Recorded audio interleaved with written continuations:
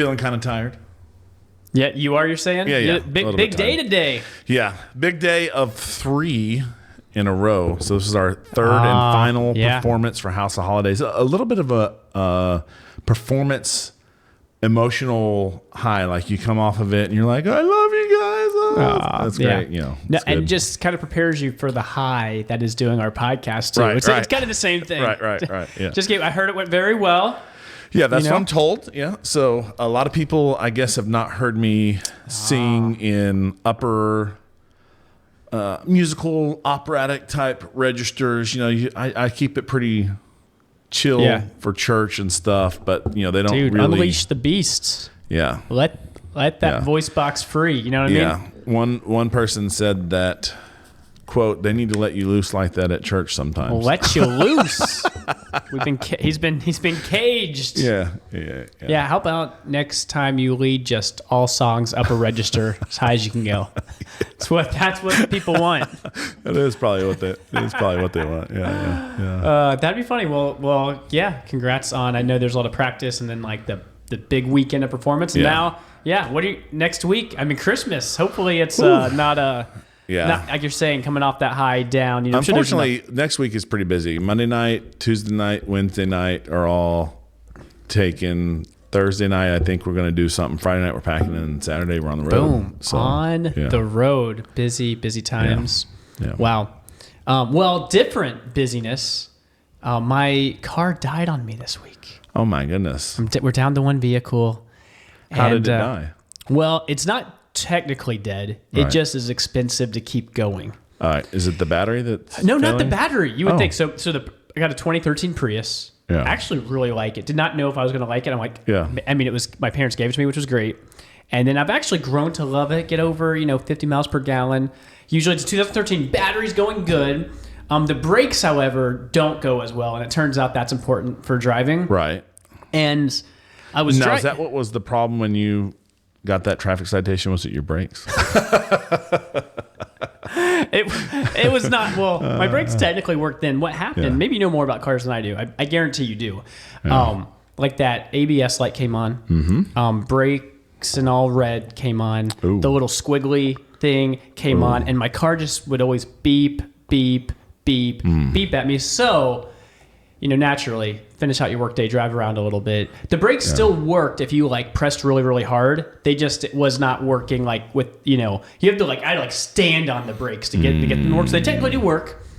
They said it needed a new ABS controller or computer, whatever is central to regulating all that. It's $4,000. So I know some electric cars actually create a magnetic field around it to try to recoup some of the energy.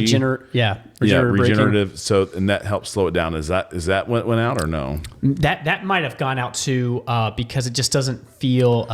It doesn't you can feel that when that's kind of going. So that's out there, and this is what the dealership said. Need to that's $4,000, and they're like, you've got other stuff wrong. That's I don't know how much other stuff that's true or not. But I'm like, maybe I need to get a new car. Then I'm looking at new cars. I don't know if you know this. Things have gotten expensive lately. This is so. I mean, if we're talking the transition in my truck, it works. Yeah.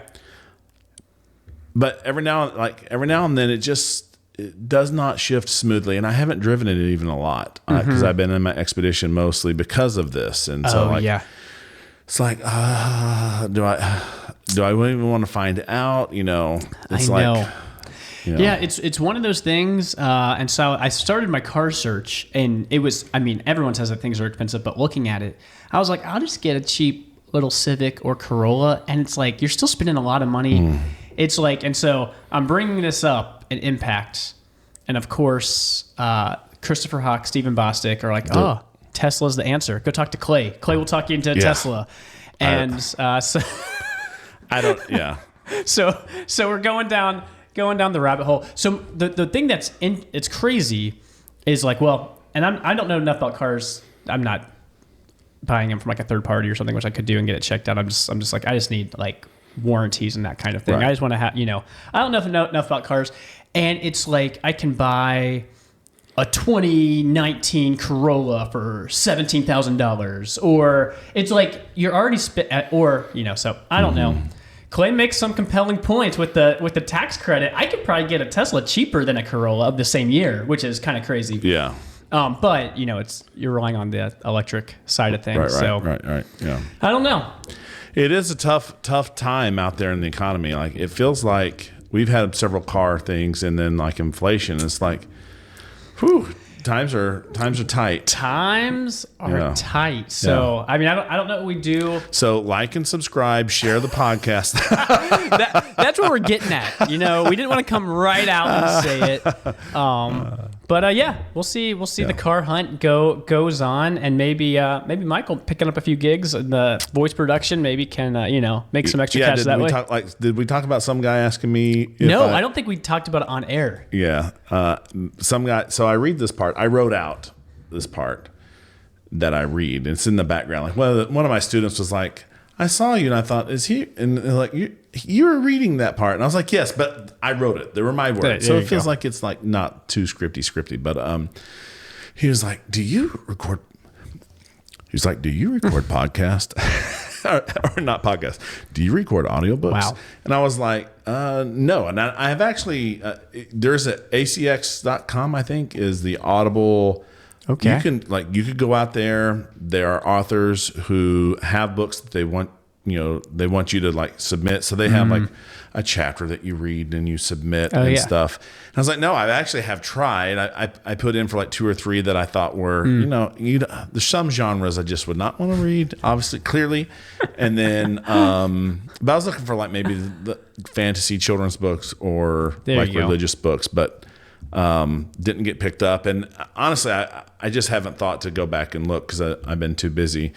Because if I did get selected, man, it takes quite a bit to read. Because it's like, depending on how long it is, 8 hours is the finished product. But that's like not right previewing anything, or I'm sure there's takes and it'd be easy. Just but then he said, "Do you make a living with your voice?" And I was like, no, but I should. But you should. Yeah. So maybe this was your big break, and you got out there, and maybe you'll be catapulted. Yeah. So a lot of great things. We're continuing. On Christmas. Mm-hmm. Which fits right into at least your production. Not as much, not as much my car problems, but we're in the Christmas spirit. We're getting after the truth. Got a few topics I'm excited to talk about. So. Let's take it to the next level.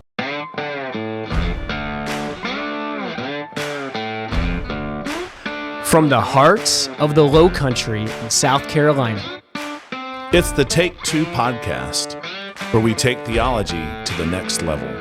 Oh, Christmas tree. Oh, Christmas tree. I struggle with that song because it's so pagan. Well, that song probably is pagan. Before we even launch into Christmas trees, before I forget, Mr. B. Okay, your arch nemesis. My arch nemesis, according to you, it recently dropped a video, and it was some pastor who was using a verse out of context from Isaiah, and basically the verse is talking about taking a tree down, cutting it, fixing it with hammers and nails, and worshiping it, and bringing it into your home. And like Mr. B's like, there's so much context that you left out. Like you left out that they are. It said something like adorning it with gold and silver. Ooh, that's definitely talking about America. This is Christmas trees, right? And it's like there's so much. So like he kind of gives the other context. Like this is clearly someone's making an idol and bringing it into your house and worshiping it. And if you're doing that. That's wrong. We shouldn't worship our Christmas trees. You shouldn't worship our Christmas tree. I've been doing it wrong. Okay, yeah. But you hear that on the Christmas tree pagan. Yeah. I hear that sometimes. Not enough for people like most people not to use Christmas trees, right. But there are a few people like, hey, we just don't do that in our house because of the pagan origins. Yeah. So I will link that video in the doobly-doo. I think that's people don't call it the doobly-doo anymore. That's like 15 years old, but I'll still in the description. Yes. Yes. But yeah, so like you said, Christmas trees, are they pagan origin? Let's get to the root of the matter, the truth Because there is some truth that Europeans may have worshipped trees in some capacity. Whether we're connecting that to a Christmas tree or not, I think there's validity to something like that. Yeah, especially if you live in the northern climes, like where you would see a lot of moose, like where New Hampshire, right? Apparently, you don't see moose. Yeah, where you would think you would see a lot of moose. Right, That's where it snows, you get a lot of snow in the winter. And you have some trees that are dropping their leaves, but then you have some trees like holly trees and fir trees and spruce trees and a plant/fungus called mistletoe. They all stay green, right? All year round. All year round. They're evergreen. Yeah. And so there were people who thought that there was something special about these trees that stayed green all around and kept the life in them through winter when everything else died. And so They did have a special role in some folks' religion. Yeah. But as we're looking up this history, what I like are missionaries that take matters into their own hands. That's right. Yeah. You just gotta take care of that. That's right. Saint Boniface, 8th century missionary. Legend has it he chopped down a sacred oak tree, is what this says, worshipped by pagans, and he replaced it, I guess, with a fir tree, using that triangular shape to teach about the Trinity, which if there's anything we learn about the Trinity, you want to have an object to use because can't go wrong. Yeah, and from what I've read, it's the legend has it that Thor or some other Norse god you hear was something like that, supposed to have lived in this tree. And he was like, well, I'll show you how big this Norse god is. Chop, chop, chop. And then down goes the tree. Probably made some good firewood. And then replaced it with a fir tree, different tree, and said, all right, this is going to be our, you can look at this as a reminder of who God is. And if you go back, so these pagan connections are not as... you can't make that connection super seamless. So you're kind of like, okay, there's something there, and you're kind of grasping at it. Yeah. You can make some connections with Christians and use of Christmas trees, though, which is that's a pro Christmas tree, argument. Yeah, I mean, you could also make a connection that pagans, killed certain animals and ate them.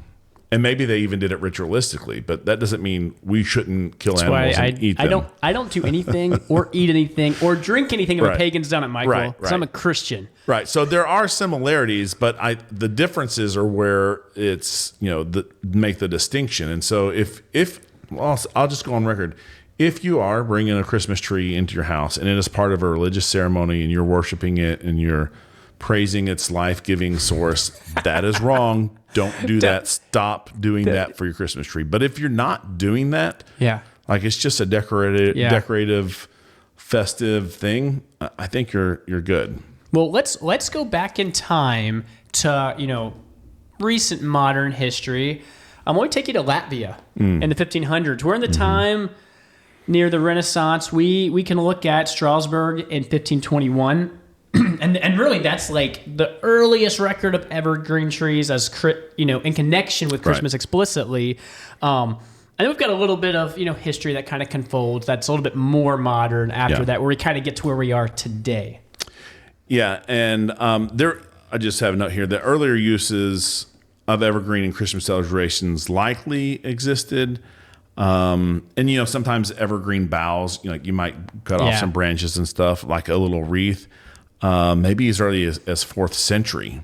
Ooh, so some of this, in a Christian capacity, maybe it's not in the Christmas like what we we're doing, but there is some of that connection a little bit. Yeah.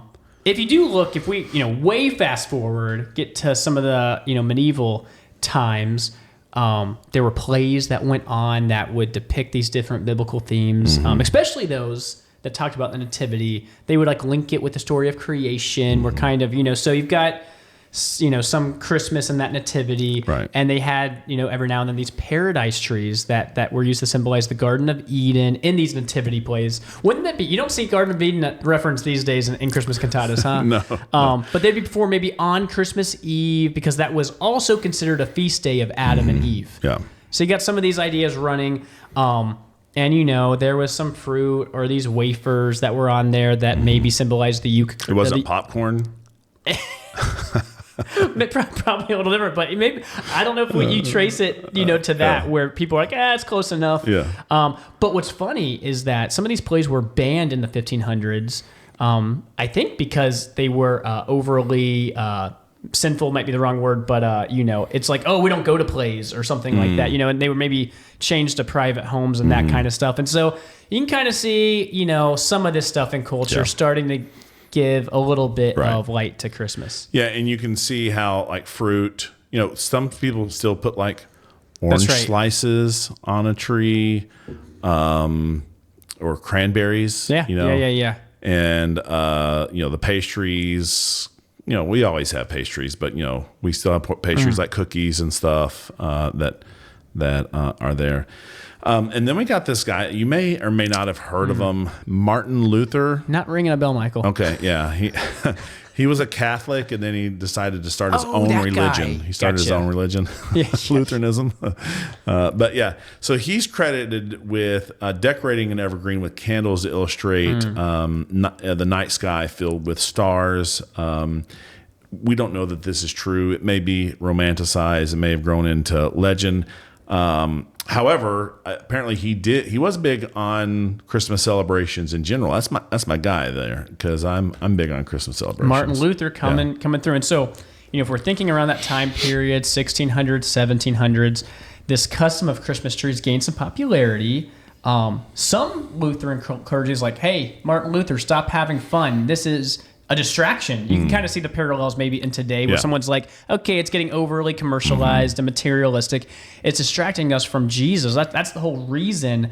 And even these wooden pyramids that had candles were often placed alongside trees. And so you start connecting like, okay, maybe an ornament, maybe a light, a Christmas light, these kind of things, until it really started taking off. Ooh, I mean, a fashion setter, trend setter. Man. Drinking the coffee before it's cool. That's how you know you're a hipster. That's right. Queen Victoria, trendsetter. When she's drinking her probably tea, instead of coffee, that pinky high in the air. Up in the air. Yeah. So apparently, Queen Victoria was a fan of Christmas trees. Had it. There were some images. Illustrated magazines from her decorated house in the Victorian middle class households saw these, and man, it just went like wildfire. Like, Queen Victoria has a Christmas tree decorated, we're going to have a Christmas tree decorated. And that was across the English-speaking worlds, like Britain and Americas and stuff like that. Yeah, and around the same time, people are coming to the U.S., people are immigrating, and we, going back to Martin Luther, we have some of this German, this Dutch influence that kind of are bringing some of these, these traditions.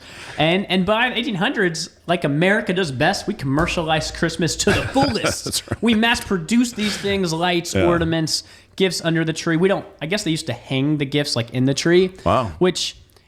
it's hard to put, 30 gifts like on the tree. We have to buy so many gifts now. Well, I wonder, and the gifts probably were not as large. Yeah, probably. I say that maybe they were. Yeah, maybe Christmas was bigger. Maybe, yeah. Who knows? That's good. And then 1822, we get this poem, "'Twas the Night Before Christmas," and that kind of helped associate all these trees with this family-centered, peaceful Christmas celebration that replaced maybe these other traditions that were less family-friendly. Yeah.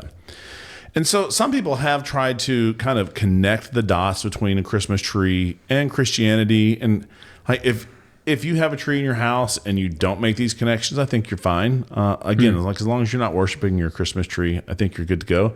But you could look at your Christmas tree and make some of these connections, like, hey, it stays green in the winter. I'm going to use that to remind me of, Christ's victory over death and the fact that we can have eternal life through him. Another one, Isaiah 11:1 talks about Jesus, the Messiah, as a shoot coming up from the stump of Jesse. I mean, maybe that's a connection you could make. And then we've already kind of talked about this in one of our bonus episodes, but, Jesus as the light of the world entering into the darkness. Of course, if you have those lights on there, that that can kind of set a standard, a reminder of we are in a dark world, and yet the light is shining through. Wow. So just to kind of put a bow on Christmas trees, you see some Christian heritage, some traditions evolving. You it's not like it was like, oh, this Norse god, now we got Christmas. Right. You know, you can kind of be a little more educated on that. We can transition briefly here to Christmas lights, because I don't know how well founded this is. But again, if you do a quick Google search, your boy Martin Luther comes up. Yeah, he's going to show up. And we kind of already touched on this a little bit with the Christmas tree, because often people put lights on their Christmas tree. Are y'all? Do y'all have a Christmas tree? We do. And is it lit? Is it lighted? It is lit. It is lit. Christmas is lit at the Hale House. And what color lights do y'all have? Oh, I feel like I feel like you're setting me up for a trap. I'm just curious, because it seems like there's two main groups. I'll need to check. I think it's like blue. Oh, blue. Okay. I think I'll have to check. So maybe there's three groups. Yeah. There's the white light purist. That's us. Yeah, that's us. pure. We just like everything in white lights. Yeah. And then there's like the single light purist. They're like a level down. So it sounds like if y'all are blue lights, that's real. Yeah. And then there's the people that have all these multicolored lights on there. Yeah. That was me growing up, but I have. You were a child. I've grown and matured. Yeah. There you go. But yeah, lights on a tree, lights on a house. Whatever. This should kind of again point us to Jesus. Help us remind us of that. And there really is no historical evidence that Martin Luther ran with this. So whoever is Martin Luther's like PR guy, let's get him, because I love that he gets all credit for so many things. That is very good. I have heard about a number of fires though from real candles on trees. We don't want that PR. Tragic. That is So thankfully, 1882, Edward H. Johnson, a close friend of Thomas Edison, created the first electric Christmas tree lights, replacing candles, safer alternative, and they kind of proliferated throughout everything today. Wow. My wife grew up in Maine. Yeah. She every Christmas, we got a great video of our I said New nephew. Hampshire earlier. Yeah, you did. Maine. Yeah. She will take offense to that. She's actually, if you walk into her house, she's got a chalkboard, and she'll be like, I knew it was add Maine. one strike against Michael. You're up to like 6 strikes. I knew it was Maine. No, I'm just kidding. Yeah. But, Luana's from New Hampshire. That's true. And they're close. They're all the same. It's all New England states. Yeah. Are you saying they're all the same? Like, They all cheer for the Patriots, so. She used to go out and chop down her own Christmas tree, Yeah. We did not do that in Memphis, Tennessee. No, we didn't do it either in Arkansas. And I was born in Michigan. Oh, that's true. So my 3 older sisters, my youngest sister is 8 years older than me, and so they have memories of doing those things in Michigan. And they would talk about, is there some place we could go chop down a tree? And we're always like, not unless you want a scraggly pine tree, dude. Because maybe we talked about this on the podcast. We did that when we first got married, and I was like, oh, we're gonna go chop down a tree, and my wife was like devastated. She's like, why are we even calling this a tree farm? Like, what are we doing here? Like, because it's exactly what you said. It's like a bush. Like, it's like it just wasn't good. Yeah. And so that's 2 things we hit. Yeah. And it seems like a natural transition to go from Very Christmas natural. trees and Christmas lights to what year was Jesus born? So if you remember the last podcast, we ended with on what day Jesus was born. And we were kind of looked at all of the different evidences, and a lot of the things people, same piece of evidence, people will use it both directions, But one of the things we talked about was, probably the best way we can narrow it down is, and you're still making some assumptions here, was John the Baptist's birth and Jesus being 6 months after that. And we said there were 3 different possibilities of, where that course of Abijah went, either the early or late, and also late leap year would have put it in a different time span. So. Yeah. Do your research. We laid it out for you. And so when we think of when Jesus was born, wouldn't it be nice if he was born just, 0 AD? Right, 0 AD. Yeah, counting's hard. Calendars are hard, and people make mistakes. That's right. Yeah, so the first thing is there is no 0 AD. It goes from 1 BC to 1 AD. How do you feel about that? I mean, as a mathematician, I still draw the 0 at 1 January, but it's like boop, it's like a line that never, it's never like happened. that year, because you're going the other direction, and this year. So. Well, naturally then Jesus was born on 180. Right. Yeah. Unfortunately, people did their best using, things they had, but we know for sure, and you Googled it last podcast that we were talking about this stuff, that Herod the Great died 4 BC. Yes. Actually in April of 4 BC. There we go. So we know that Jesus had to be born before that because, of the wise men and all of that. And then Jesus' family going to Egypt for some period of time. We're not told how long. Yeah. To escape, Herod. So then you have to think, okay, we know for sure before then, and we might have alluded to this last time. People are like, well, do we look at all the astronomical signs, or was it a total supernatural thing, or was it like, can we look? A lot of people like to look at how did things line up, Yeah, that is good. So we had the Star of Bethlehem, and there was a conjunction of Jupiter and Venus in 2 BC. But guess what? That's not far back enough. So take that one off the books because he's got to be before 4 BC. A comet observed in 5 BC?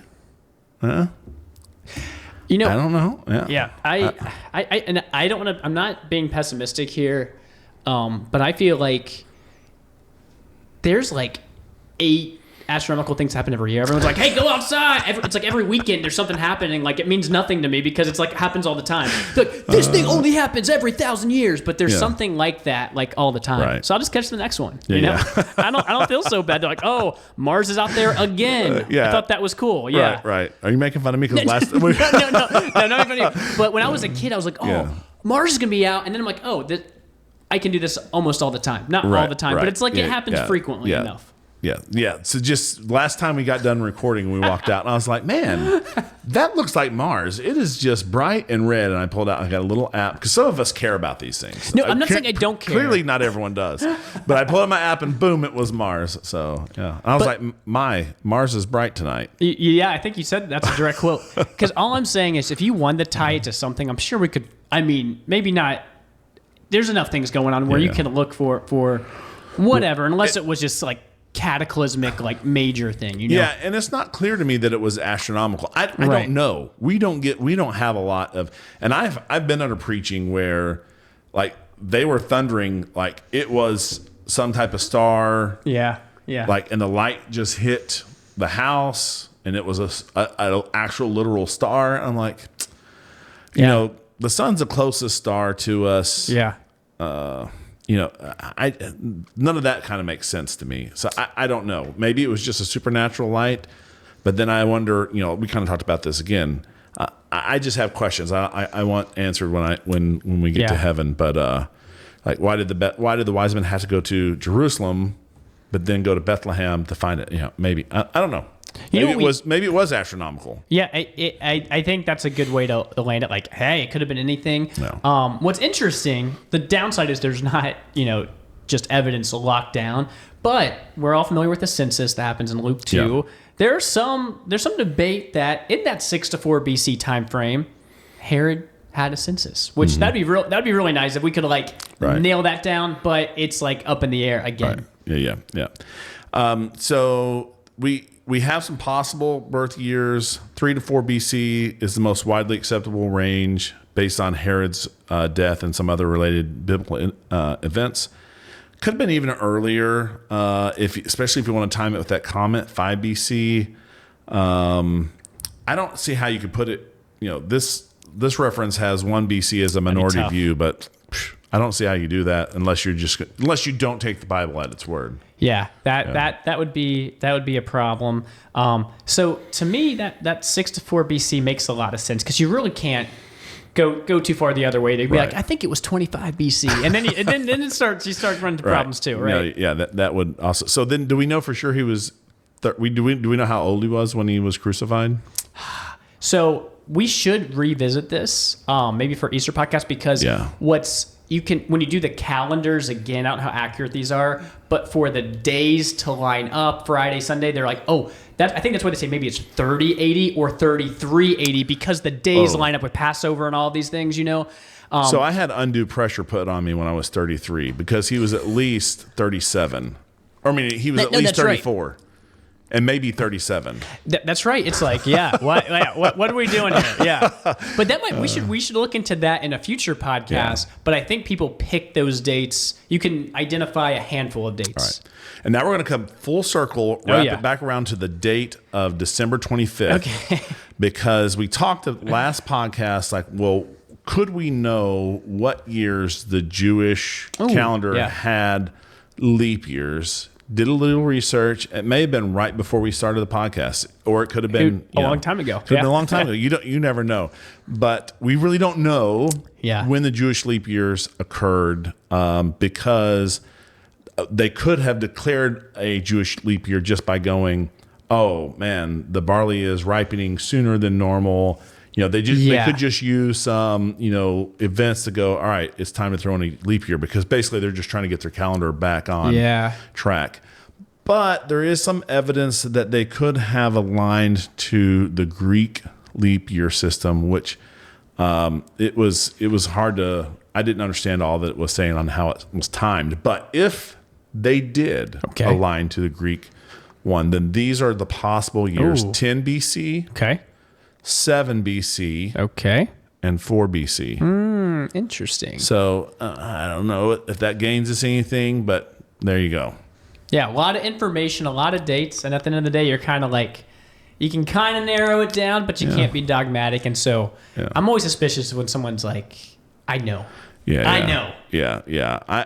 I'm a little bit agnostic, but you know what I'm not agnostic about? God exists. Right. Yeah. He sent his son, came to the world, became the God with us, the God-man, lived a perfect life, died for our sins, resurrected to demonstrate his power over death. So that's that's good. The Christmas through Easter story. Yeah. So this is the last Thursday episode before Christmas.